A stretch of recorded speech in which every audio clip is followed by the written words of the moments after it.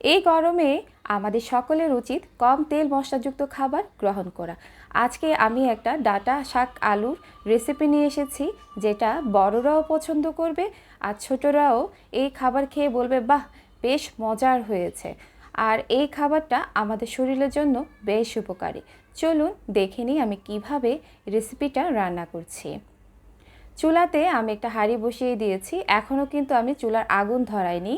আর এই হাঁড়িতে আমি দিয়ে দিচ্ছি একটা পেঁয়াজ কুচি আর 7-8টার মতো কাঁচামরিচ ফালি। তারপর দিয়ে দিচ্ছি সেদ্ধ করে রাখা দেশি ছোট আলু। এটা আমি ম্যাশ করে নিয়েছি, প্রায় আধা ভাঙার মতো করে নিয়ে নিলেই হবে।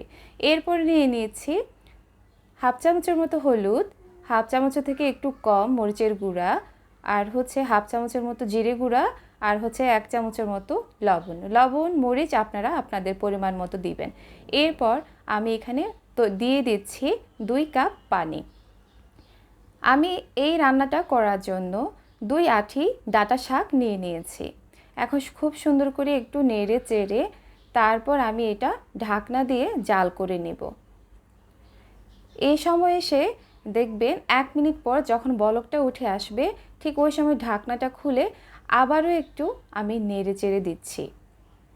আপনারা খেয়াল করেছেন এই রান্নায় কিন্তু আমি এখনও পর্যন্ত তেল ব্যবহার করিনি। তারপর আমি দিয়ে দিচ্ছি ধুয়ে রাখা, কেটে কুচি কুচি করে রাখা ডাঁটা শাক।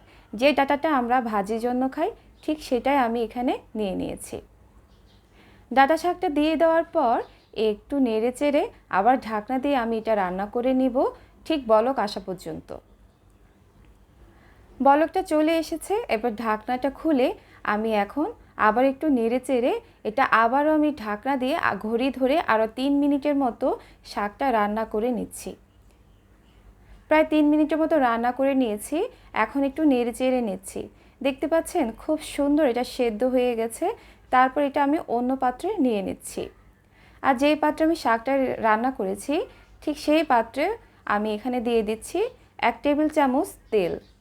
তেলটা গরম হয়ে এসেছে, এরপর আমি দিয়ে দিচ্ছি থেতলে করে রাখা রসুনের কুচি প্রায় 4 কোয়া আর 2টা শুকনা মরিচ খুব সুন্দর ভেজে তারপর দিয়ে দিচ্ছি এই ডাঁটা শাক।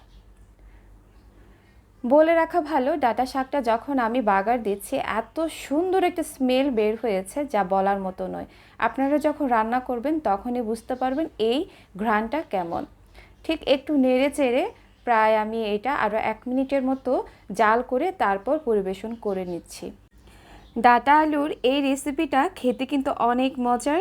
তো আপনাদের কেমন লেগেছে অবশ্যই আমাকে কমেন্টসে জানাবেন। আর আমার ভিডিওটি যদি ভালো লেগে থাকে আমার চ্যানেলটাকে সাবস্ক্রাইব করে একটা লাইক করে দিবেন। তো ধন্যবাদ এতক্ষণ পাশে থাকার জন্য। আল্লাহ হাফেজ।